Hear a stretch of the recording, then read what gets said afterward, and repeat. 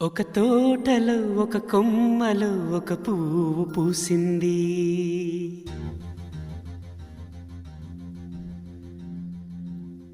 మహారాణిలా మహాలక్ష్మిలా ఆ పువ్వు నవ్వింది.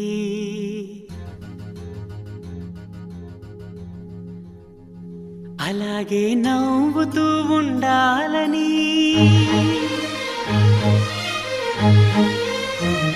అలాగే నవ్వుతూ ఉండాలని నింగి నేల వాగు వంక చెట్టు చేమ గువగూడు ఆశీర్వదించాయి.